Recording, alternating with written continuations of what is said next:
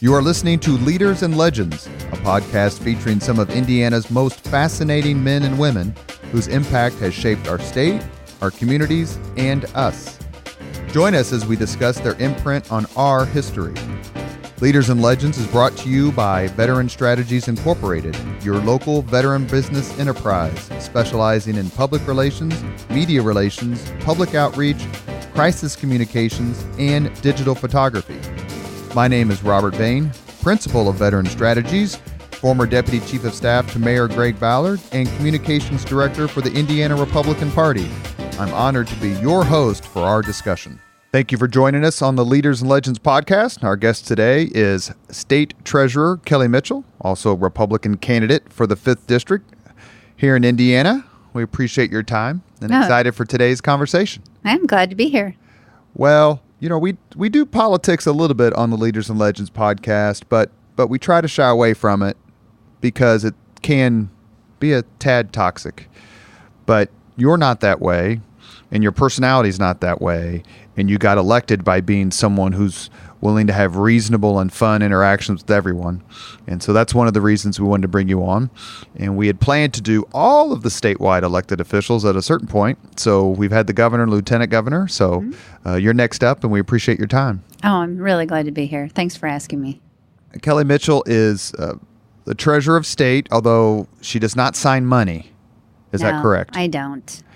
And what she does for us is something not a lot of people know about, but it's critically important when it comes to the state's finances and how and why we're able to do so many of the wonderful things that current Governor Holcomb is doing and previous governors. Talk a little bit about your job for Hoosiers.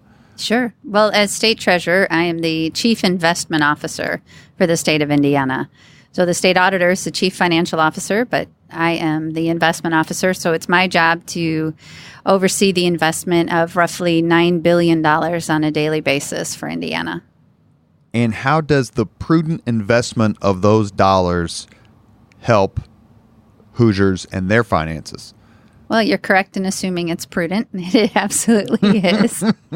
And the more yield that we can return to the state in a safe and prudent way means less that we have to ask local governments for, ask people for. So we brought back in the last fiscal year just under $100 million on our general fund and just about $172 million in yield over all the funds that we oversee.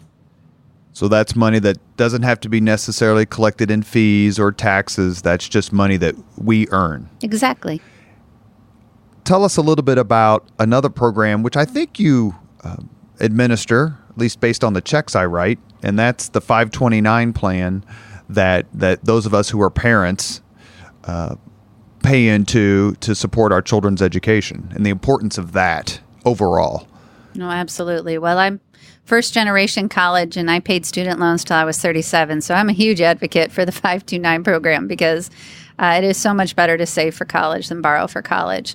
So we have really grown that program since I took office, and it's I think we're almost to $5 billion in assets under management Hoosiers saving for college, which is something I'm really proud of. Yes, because that program's not very old. Because I was working, I believe, for Connie Noss, the state auditor at the time. I worked for her for 2000, 2002, when that was really started getting rolling. We're actually a little over 20 years old, but the state tax credit, that 20% state tax credit that you get, didn't start until 2008. And so since that has kicked in, that has really grown the program immensely. So if I was trying to decide whether to put money away for my kids' education, what should be the determining factor? If I was a young parent with, let's say, 2 kids in grade school, and I talked to you, how would you tell me about the wisdom of doing this, investing this way in my kids' education? So the 529 program offers a lot of choices, by the way, just so you can go through an advisor, or you can do just the general plan. So we have the advisor and the direct plan. So if you're a young parent and you just wanted to start saving for your child's future, you could go on and in about 10 minutes open a 529 account and choose one of the investment options that we have available and just start saving. You can do automatic payments, which is always the best. If it automatically comes off your paycheck and goes into the 529, you don't miss it, you don't see it, and it's a real factor in the success of saving. Am I correct in remembering that some law was changed and you can use this money now for high school? You can actually use it for K through 12 education. K-12, thank you. Yes. So if you have your kids in private school or you pay a tuition, you can use that 529 money now and not necessarily have to wait until they are. Exactly, yes. God love Ron Colley because they get a ton of my money and Purdue gets another ton of my money. Beyond your duties as state treasurer, talk to us a little bit about where you're from, how you got involved in politics, and who influenced you to go the route that you're currently going in terms of being a statewide elected official.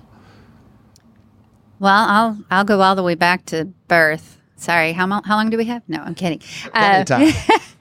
But so I was born on a naval base in Newport, Rhode Island, and my dad was in the Navy. My uncles were in the Navy or in the Army.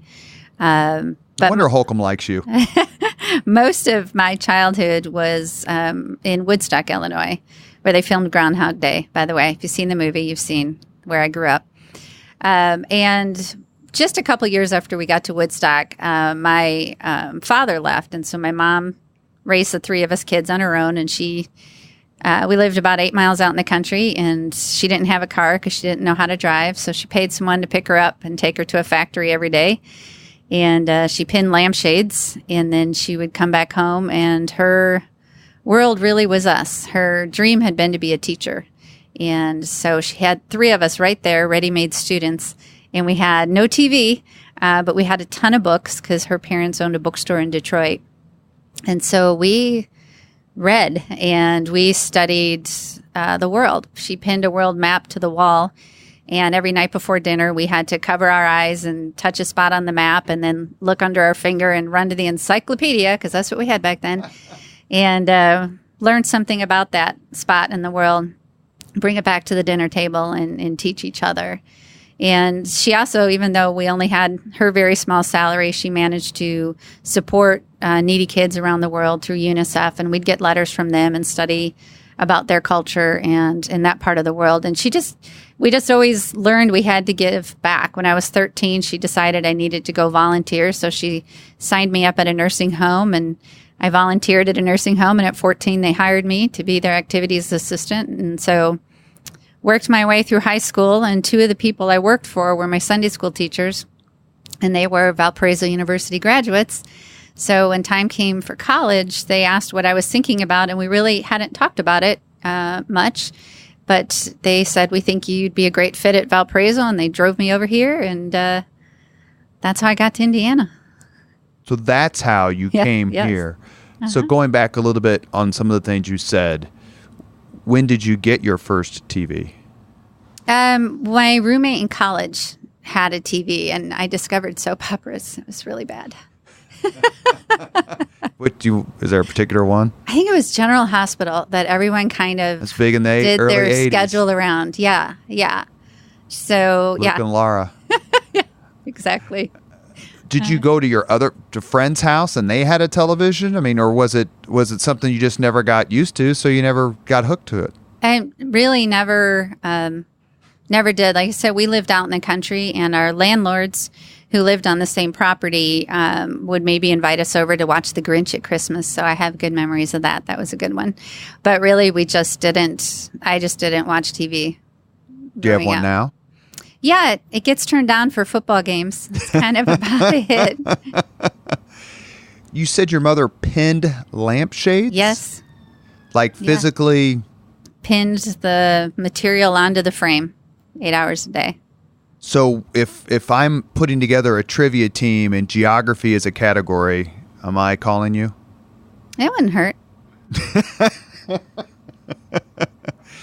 Do you remember a favorite country that you studied, or a favorite continent, or a favorite sort of geographical fact?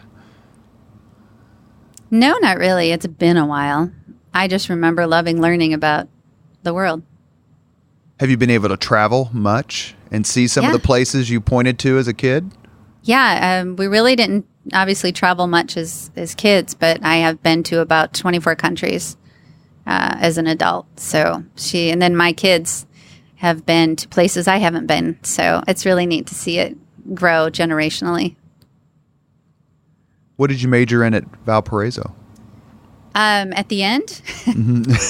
Okay, let me rephrase. How many majors did you have at Valparaiso? I had 2 at Valpo and 1 at Arizona State, because I left Valpo halfway through, went out to Arizona State, and then came back and graduated from Valpo. So I started in, I think it was economics, went out to Arizona State and actually auditioned and got into the Masters of Fine Arts program in theater. Decided I wanted to eat after I graduated, and so went back to Valparaiso and got a poli-sci degree because I was going to do law school, but I didn't actually do the law school part. Did you enjoy Arizona? I like seasons, so I missed that, but I did get to intern in John McCain's office, and I answered his phones 20 hours a week during his first term, so that was quite an experience for a 19-year-old.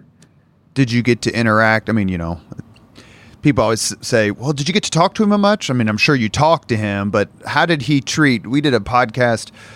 Actually, it was with former Governor Mitch Daniels, and he talked about how Senator Richard Lugar treated his interns very professionally, very personable, really interested in what they were doing, asked real questions. Did you have the same experience, or do you have a different experience?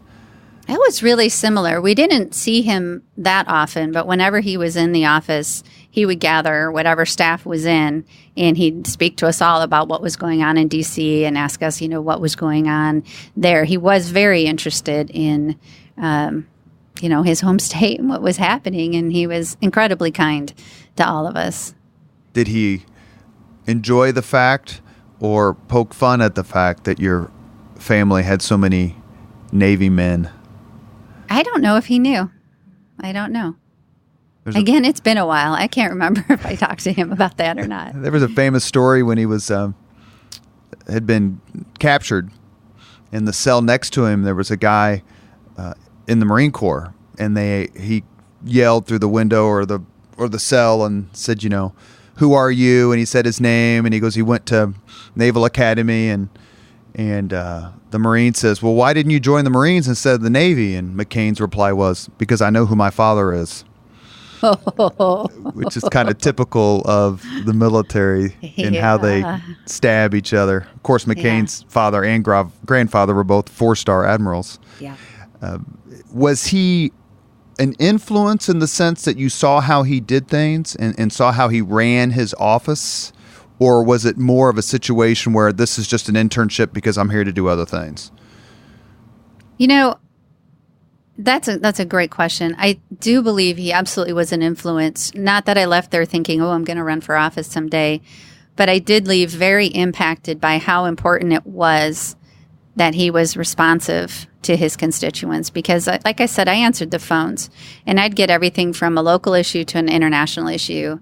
And it was just so impressed by the breadth and depth of what people asked him for help for, and that his office really was there to serve and to respond. And so I absolutely loved seeing that and understood the importance of a public servant being exactly that, a public servant.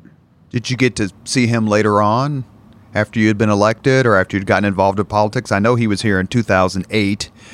When he ran for president, and the reason I know that is because I met him and he wore my John McCain POW bracelet for the entire day. Oh, wow. That's amazing. He was here for a fundraiser that Al Kite was throwing for him at the Conrad, and I just finished working for the mayor's transition team was in the private sector, but Ballard says, hey, come to this. I did. I met him. I was wearing it. And I asked his wife, Cindy McCain, will he wear this just for a second? And she says, I'm sure he will. And he was talking to Murray Clark, and who was chairman of the state Republican Party at the time. And McCain's wife, Cindy, smacked him on the arm and goes, John, look at this kid here. He's got something for you. And he turned and looked because he wasn't very tall. And he says, yes, sir. And I said, would you just wear this for me for a second? And he wore it all day to the point where I had to get someone to get it back from him hours later. And when I did, he put his arm, he couldn't raise his arms up very high, but he put his arms on my elbow and goes, thank you for honoring me in this way. Oh, and I said, awesome. No, sir, thank you for honoring us in your way. And he was very, very kind. Yeah, I did see him in 2016 when he was here.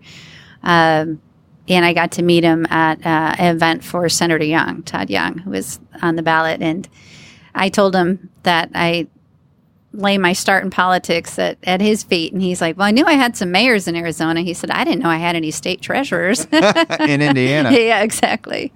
Did his personal, without getting into the insanity of modern politics to any degree, because for some reason McCain became a lightning rod, maybe perhaps a little bit of his own doing because he kind of enjoyed it, but maybe in some ways it's horribly unfair. But did you look at him and go, that's my idea of someone who speaks with conviction and courage, and that's what I want to do? Yeah, I think, like you said, when you see him and you realize he can't raise his arms because of what he went through. When he walked into the office in Phoenix, he had the coat just pretty much draped across his shoulders. Like he didn't have his arms through the sleeves. And you could just tell that he probably was in pain every single day, and that he still insisted and persisted on serving his country with all that he had. It's just so impressive. One of the, not that this podcast is necessarily an act of political nerditry, but it does intrude itself very often. The most effective response to a political charge came from John McCain. In 1982, he's running in the Republican primary for Congress. He's not in the Senate yet. And he traveled everywhere because of his military background, his family's military background. And one of his opponents called him basically a carpetbagger. Like, who are you to come to Arizona and run for Congress? And the moderator says, Mr. McCain, would you like to respond? And John McCain said, my opponent's correct. This isn't necessarily what I would say is I've moved around a lot, because of being in the military and my father being in the military. And I guess if I had to say that the place I've lived longest in my life is Hanoi. Well, yeah. And the entire room just died. And he won in a walk. Yeah. That's the perils of not necessarily doing your homework. Yeah. But you came here and you came back. I did. Yes. And you got your degree in political science. I did. And did that mark you out as someone who wanted to do public service? Or did that come a little more gradually? That was definitely later. After I graduated, I got married and moved to Logansport. And I was 28 and had a not quite 2-year-old and a not quite 5-year-old, and was just helping out in the local theater. And one of the friends I made there happened to be someone who was involved in local politics, and he knew my background, and he said, hey, we have an opening on the ticket for county commissioner. Why don't you consider running? And I had no idea what county commissioner did. I was busy chasing toddlers all day. But I got, some research on it and studied it. And I thought, what, this does sound like a really interesting job. I think I can do it. And I didn't realize that nobody had filled the spot. And so I had to be caucused in. I couldn't be on the primary ballot because no one thought the incumbent could be beat. And so I hadn't lived in the community 2 years yet. I didn't know any of this history. And when you don't know what you don't know, it's amazing what you can get done. And so I ran and I won, and I served 2 terms as county commissioner in Cass County. I was going to say, to test my own knowledge of geography, that's Cass County, right? Yes. Yeah. We don't want to gloss over something you mentioned a few times in the last few minutes. The theater. Yes. Talk about your being drawn to that, your love of that, and why you wanted to get involved. I always say it's a good thing that God made it so I don't know how to sing and don't know how to dance, or else I'd be a starving artist on Broadway, because I absolutely love the theater. But when you're limited to, say, Shakespeare, the opportunities are less. They're fewer. But I have had just a lot of time, or a lot of enjoyment of theater. I started in high school.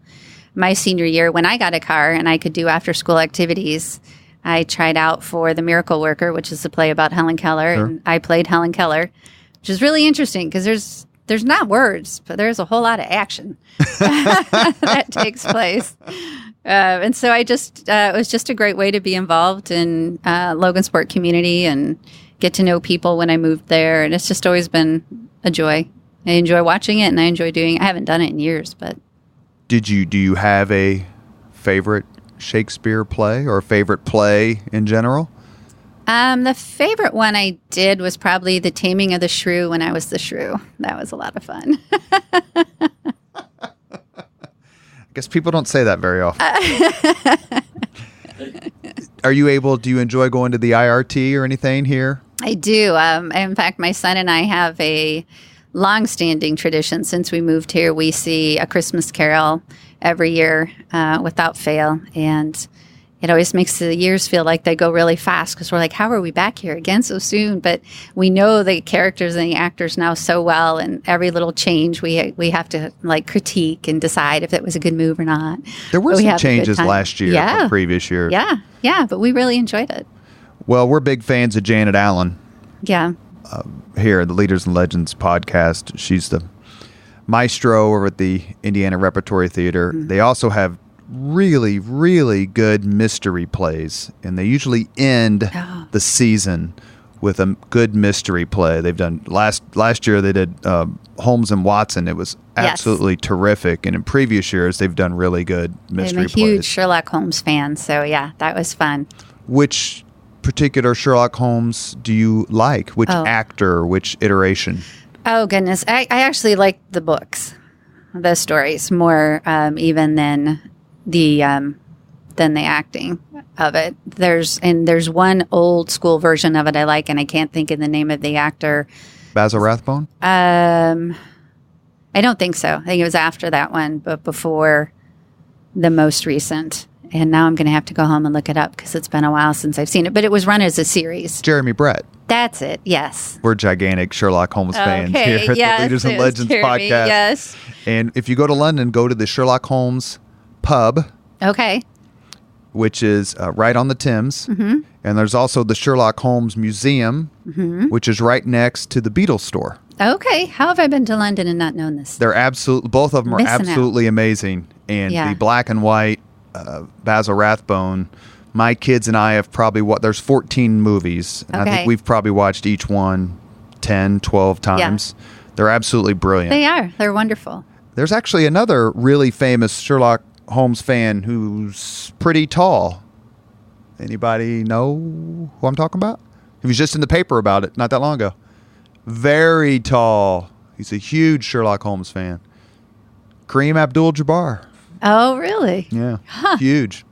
And there's a plaque at Union Station, the actual train station, that Arthur Conan Doyle was here. Oh, that's awesome. In Indianapolis. So next time you're there for an event. I am going to go look this up, yeah.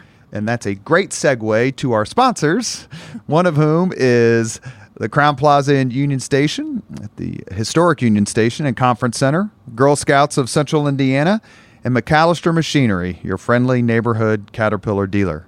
They talk a lot about local government and its closeness to the people and how it can solve problems in a way that bigger units of government can't. What was it like to be a county commissioner and seeing every day the people who are expecting you to address their concerns, fix problems, improve their quality of life? Well, I did learn to add more time to any grocery store run. I knew I wasn't going to get in and get out. But that was really wonderful. I mean, to be able to help things change, make things happen, for people that were your neighbors or in your community. It was such a hands-on way to be involved in Cass County. I was on 14 boards when I left. I had to...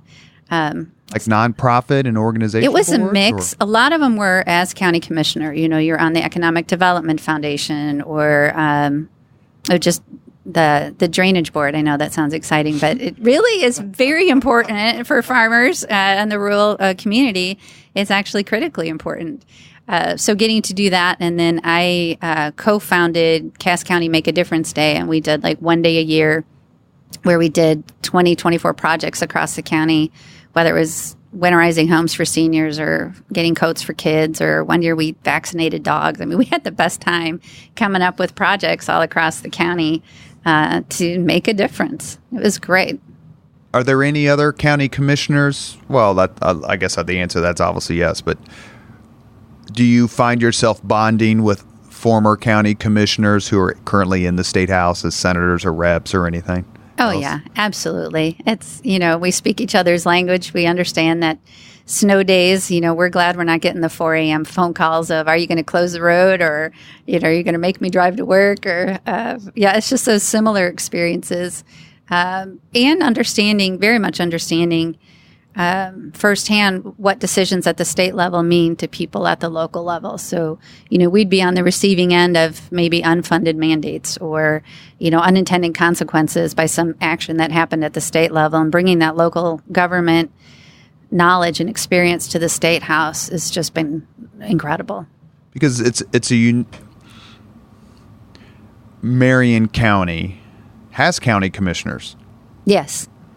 But they also have a county executive who is the mayor. And so I never heard that there were county commissioners until I started working in the State House for State Auditor Connie Noss.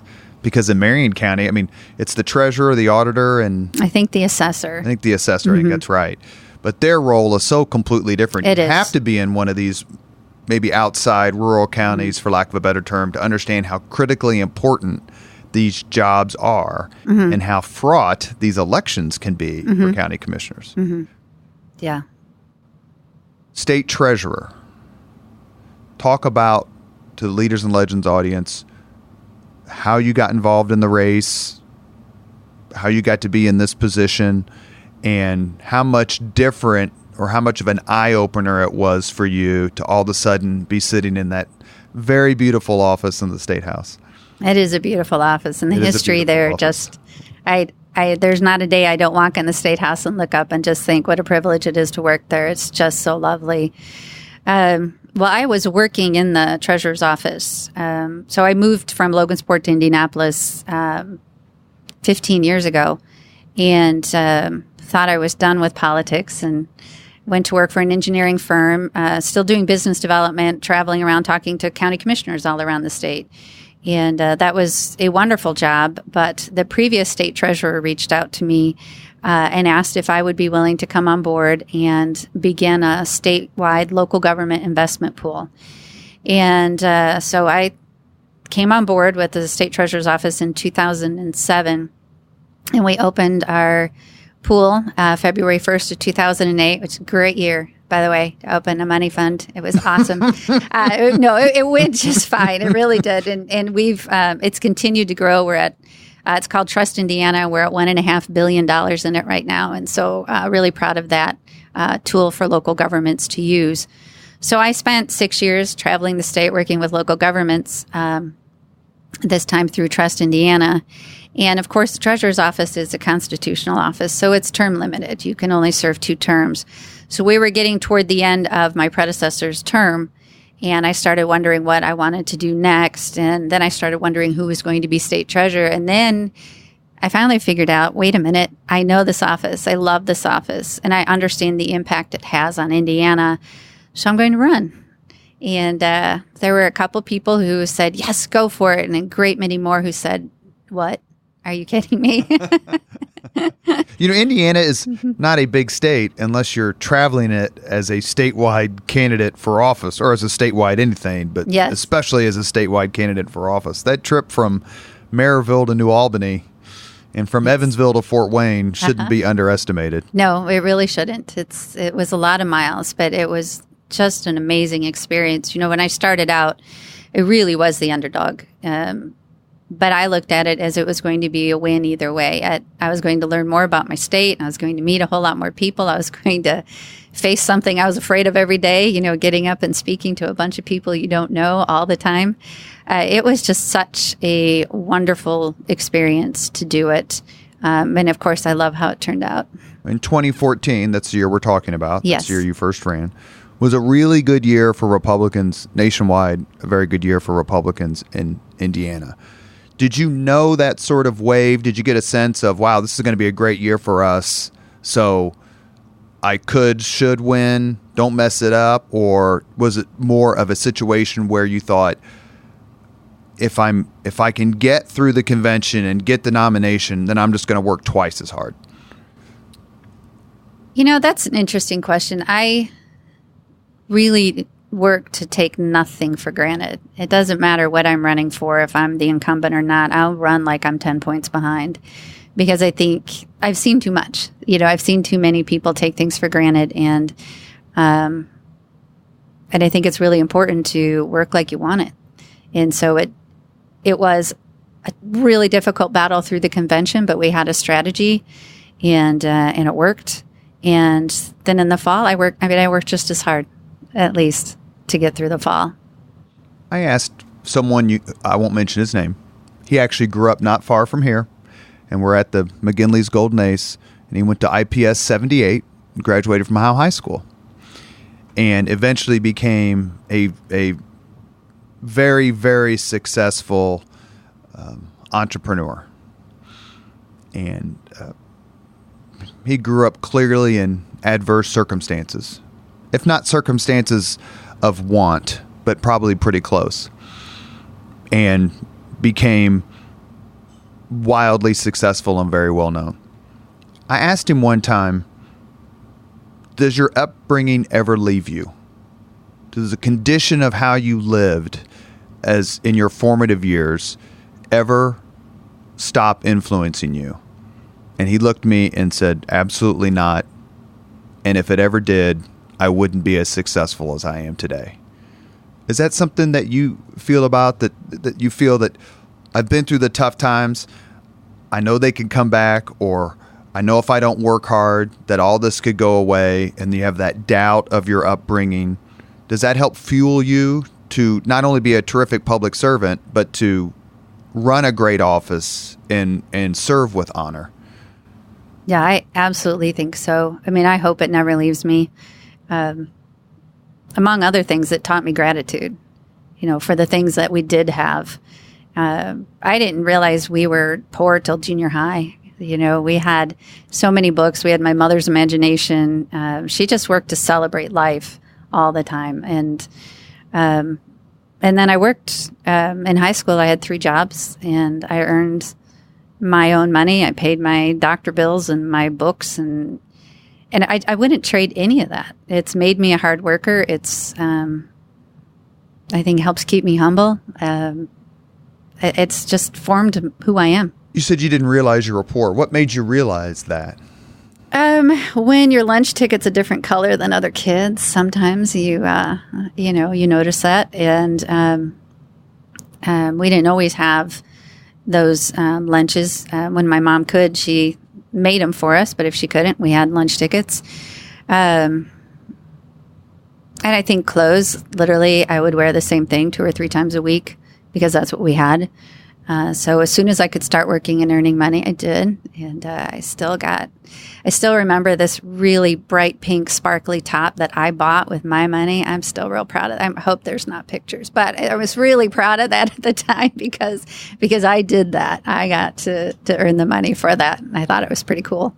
And we're relatively the same. Yes. Generation. I won't say same age. You understand. Same generation. The 80s weren't kind to anybody fashion-wise. They were. No, they weren't. Do you remember the first time you saw MTV or saw cable and went, what in the world is this?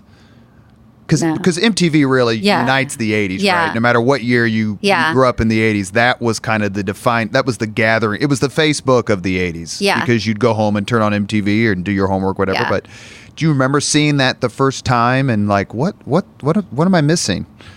I do remember seeing it, so I must have been at a friend's house. I just thought it was cool. I mean, it's MTV, I thought it was pretty awesome, but I didn't really think about it at home. We just never really missed television. When you go into schools or you go into places in your role as treasurer of state, or you go to some of the challenged neighborhoods, or perhaps you mentioned it earlier, rural counties that have been affected by floods or tornadoes. What extra do you bring in terms of understanding when you look a farmer in the eye who just doesn't know about their crops because of flooding in April or May of any year? What extra do you bring to that conversation? And you get the sense that they know it and appreciate it. That's interesting. I don't get to do a lot of that. But I do think when I talk to anyone who has been through tough circumstances, I think we can recognize in each other the strength that was gained by overcoming obstacles. What it has taught us. They say what doesn't kill you makes you stronger, right? And I, for one, value those experiences I had. I mean, I still think my childhood was wonderful. Despite all the hardships, I had a mother who was absolutely devoted to making sure that her kids were successful, but not necessarily in a monetary way, but that we were contributing human beings and we did something good for the community and the planet. And that really helped steer me. And I think, your example of farmers, I mean, that's what they do. They, feed us. And then when their livelihood is uncertain because of things they can't control, I mean, every year they overcome things with such strength and fortitude. And I just have a tremendous respect for that. You mentioned, and forgive me for asking, witnessing becoming contributing members of society. Is your mother still with us, or did she get to see you? So she has seen you pull up in star 5? That's exactly right. Yes. Yeah, she's super proud. But I will say, even though I was the first one in my family to graduate college, my sister is a registered nurse. My brother is a colonel in the Army Reserves, and he has 2 master's degrees. I have 2 master's degrees, and my mother went back to college as well. Of course, she did it with a 4.0 just to show us all how it's supposed to be done. So tell me about Mother's Day, when you get together, when you can get together. Well, last year, I think it was last year, I surprised her. She just thought she was going to my sister's because they're still up in Northern Illinois. And when she walked in, I was sitting there because it's about a 4.5-hour drive. And so that was just super special to do that for her. I like to do that when I can, surprise her on her birthday or Mother's Day. There's just not anything I can give her or say to tell her how much she has just meant to me in my life. I tell her all the time. She's like, oh, stop talking about me to people. Just stop it. Well, make sure she gets a copy of this Leaders and Legends podcast. Okay, I will. My mother was in the Marine Corps. Oh, wow. That was a special time. Yeah. My father was in the Marine Corps, so it was a very cheery household, to say the least. You mentioned your brother's service. Yes. You have a very, very unique experience. And even though I was in the military, I never had a chance to have anything like this. I'm extraordinarily jealous, so make me even more jealous. Tell me what I am describing. The U.S. Army War College, I'm assuming. Yes, ma'am. Yes. Yeah. So my brother went through the U.S. Army War College, and it's a 2-year program, distance education. So he's out in Washington State, and he flew to Carlisle, Pennsylvania, 2 weeks each summer for 2 years. The last week of the last 2 weeks is called the Commandant's National Security Program, and the public is invited to apply and attend. So he told me about it because I'd just been fascinated with what he was doing. And I applied, I got in, and I spent a week on base with him and then got to watch him graduate. But by the end of that week, I was just so impressed by this program. that I followed the director around saying, "Let me in, let me in, let me in, let me in," and it was very unusual for a civilian holding my position to be admitted to the War College, but he went to bat for me, and I got accepted. And so when I had to get up at 4 a.m. to write papers, I reminded myself that not only did I ask for this, I begged for this, but it was just amazing education. Just amazing. I would do it again, just because I feel like I couldn't even absorb everything that they wanted to teach us. What sort of papers did you have to write? Oh my goodness, so many. Pretty much one per class, and the classes were 6 to 11 weeks long, and it was nonstop for 2 years in a row. So a whole lot of papers. What did you learn? What's your takeaway? If I wanted to apply for this, you would say, okay, Robert, you have to do a bunch of work and it's really prestigious, but this is what you're going to come out of it. Because I remember my recruiter, when I joined the military, he didn't really talk a lot about getting up at 3 a.m. and getting screamed at in basic training or anything. Like, he kind of glossed over that. What he did say was, and I remember this like it was yesterday, and I went in January of 87. Graduated from Howe High School in 86, went in January of 87. And he said, the one thing that you will take from this is that for the rest of your life, when they ask veterans to stand. Oh, wow. That's amazing. Yeah. He said, you'll get to stand. Yeah. That's beautiful.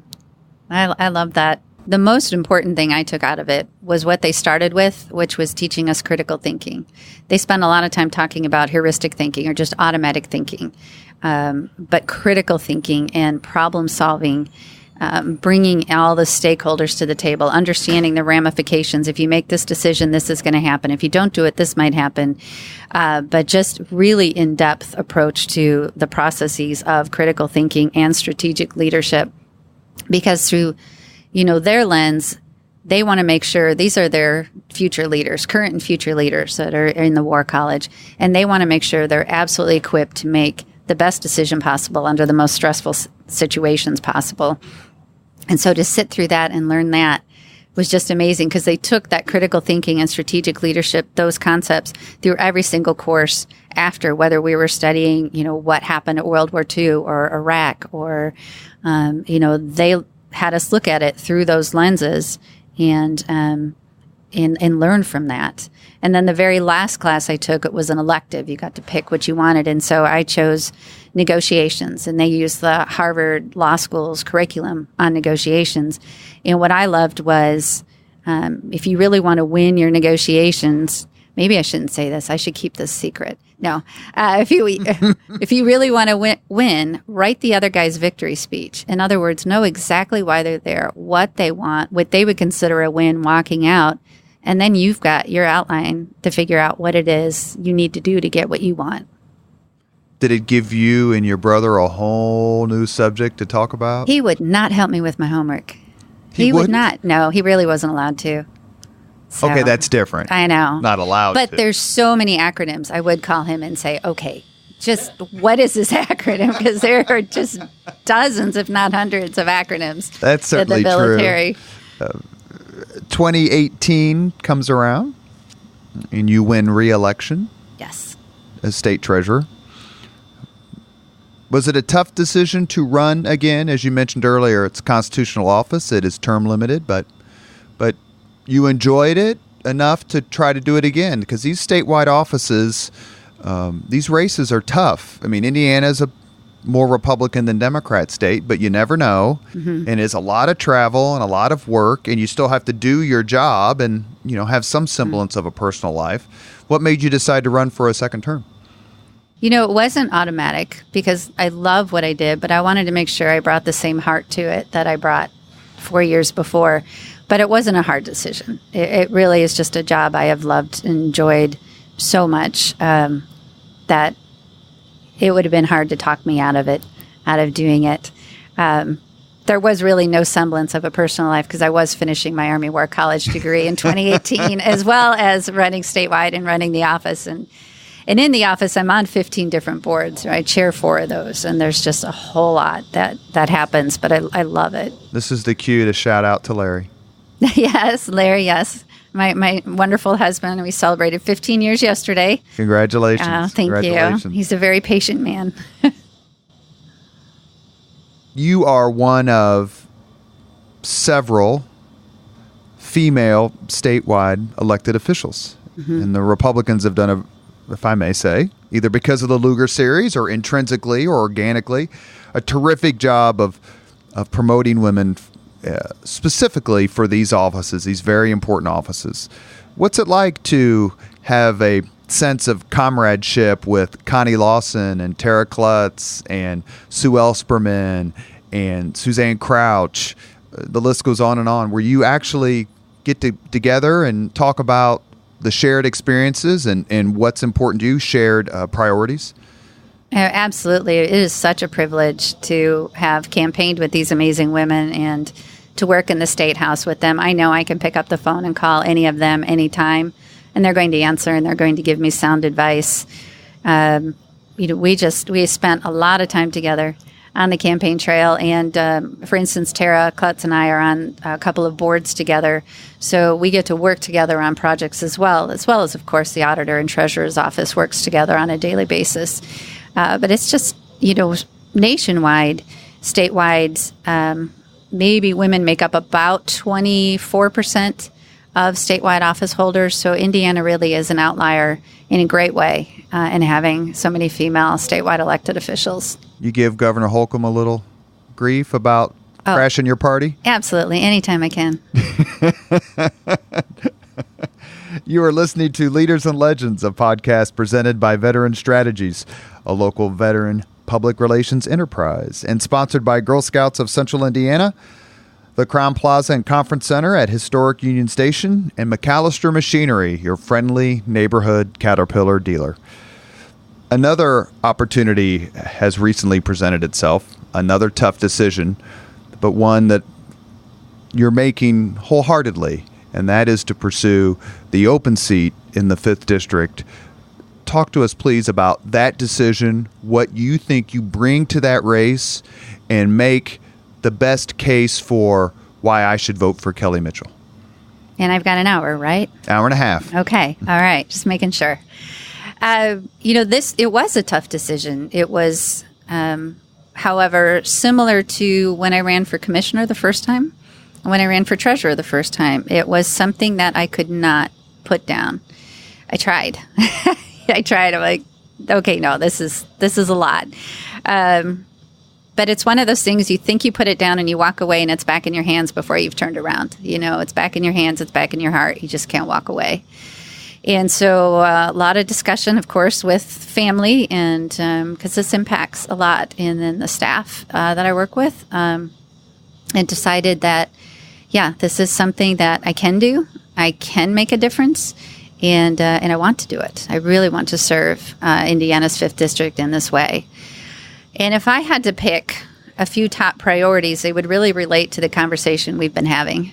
One of them being national security. The Army War College really instilled in me an incredible understanding of the amount of issues we face in national security. And it's not just the obvious ones. It's not just our borders. It's cyber, it's space, it's water, it's epidemics. It's things we don't even think about that threaten our national security because maybe they threaten our economy. Maybe they physically threaten us. But it's a huge umbrella of topics, national security is. And I'm just really passionate about digging in and finding ways to make our country stronger. The other is, of course, I'm state treasurer of a state that has a AAA credit rating, that has a budget surplus, that has a balanced budget. And we're talking, of course, about our country that has a $22 trillion debt and an almost $1 trillion deficit. And I think there can't be enough of Hoosier common sense in D.C. at this point. With that experience that I bring, this is a state that does it right. And you mentioned a AAA credit rating. Yes. Budget reserves and a balanced budget. Yes. They're all related. Yes. You don't really have all three unless you have all three. It's true. And they all matter so much. Last thing I want to ask you about, which is selfish to me as a two-person business, before we get to the 5 questions with which we end all podcasts, one of the things that I've heard you talk about is how to help small business, how to help entrepreneurs. The tax code, despite the reform, if you want to call it that was passed in the last few years, and just the IRS itself is such a looming presence over people like me who are just trying to find work and do work. And how would you address, what would you say to me if you didn't know me and I saw you at an event in New Albany or in Evansville and I said, look, I'm trying to do this business thing. I spend so much money a year on taxes and I spend so much money a year on an accountant to make sure my taxes are correct. What would you do to help lessen that taxation and regulatory burden on my business? I think you've just said it. We have to lessen the taxes and regulatory burden on businesses. I think we need to get out of the way of creativity, of innovation. Businesses create jobs. Government doesn't create jobs. And so we can simplify things, especially for small businesses. And we have to, because, that's the bread and butter of our country. It really is. Small businesses. When I don't do politics on TV and radio much anymore. There's other people who want to do that stuff, which is good for them. But the last few times I've been on, I've said this, and tell me if I'm right or wrong, true or false. When people talk about the swamp, A, there is a swamp, and B, I would argue that the tax code is the swamp. Fair? I haven't heard that, but I don't think I'd argue with you on that one. Perfect way to segue into the 5 questions. We're here with State Treasurer Kelly Mitchell. We end the podcast with the same 5 questions. Okay. To everyone. You ready? Sure. What was your first job? But for you, we'll say, what was your first 3 jobs? Okay. I was an activities assistant in a nursing home. I was a nanny for my Sunday school teachers' little kids. And I coached gymnastics for 5 to 8-year-olds for my Sunday school teacher, the one who owned a gym. So, did you do gymnastics as part of your theater training? I did. There's a picture on the wall of Valparaiso University of me being a walk-on on the team, but I immediately tore a tendon, and so I didn't actually do anything. So between your Belinda Carlisle sweater, pink sweater that you mentioned earlier, and the pictures at Valpo. So sparkly, yes. Obviously, there needs to be some research done. Oh, no, 80s, no. What was your first concert? Let me think.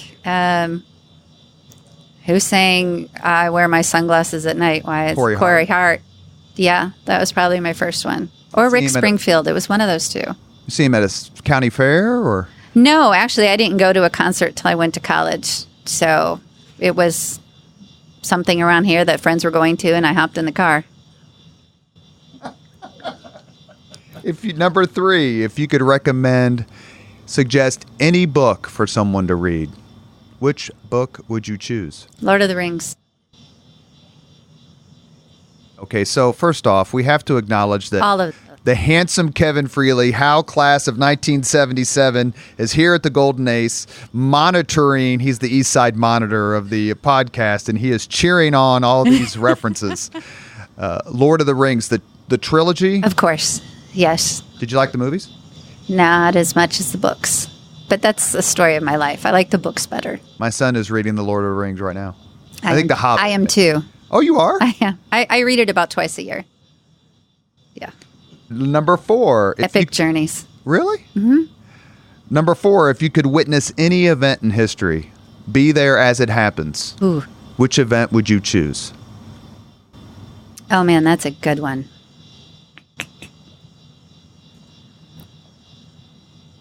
Well, certainly, hopefully in my lifetime, the swearing in of the first female Republican president. Okay, so then if you take that into something you would want to witness in history, would you choose something involving a specific female official or celebrity? So wait, did you ask me for past or future? In history. In history. I thought you were talking about future. You were What still thinking will about be the Lord of the history? Rings. Okay, so going back in history, what I would want to witness. Okay, this is one that not everyone's going to know about, but the very first Indiana female state treasurer was Grace Urbans in 1926 when she took over when her husband passed away halfway through his first term. And then she won 2 more elections in her own right. And this was just 5 years-ish after women got the right to vote. That would be really neat to see. So you'd want to see the swearing in? Yeah, I would like that. Definitely a unique answer, and we completely get it. Last question. If you could have dinner with anyone living today, 2 hours off the record, whom would you choose? Condoleezza Rice. Who was just here. I know. I missed it. I've seen her. I've heard her speak before, and she was amazing. She's ridiculously impressive. Mm-hmm. Yeah. And I certainly hope she gets her dream job, which is? Maybe, huh? Commissioner of the National Football League. That would be awesome. She has said many times that is her dream job. Mm-hmm. Thank you so much for your time today. Thank you for participating in the Leaders and Legends podcast. And the point of the podcast, there are several, but one of them is to have, and the main one is to have informative, entertaining, and comfortable conversations with people who have or are making a difference. And a lot of the people we've had on so far are elected officials, and we're very, very grateful. And in that time, I have mentioned several people as being just as down to earth and as kind and genuine as possible, whether that's Greg Ballard or Eric Holcomb. Kelly Mitchell is at the top of that list as well. You're never going to find anyone who is more kind and more real and more willing to look you in the eye and share a quick smile and a smart thought than Kelly Mitchell, and we couldn't be more grateful. Thank you. Thank you. Thank you very much for listening to Leaders and Legends, brought to you by Veteran Strategies Incorporated. If you want to contact us about this program or our menu of public relations services, please send us an email at robert@veteranstrategies.com. That's robert@veteranstrategies.com.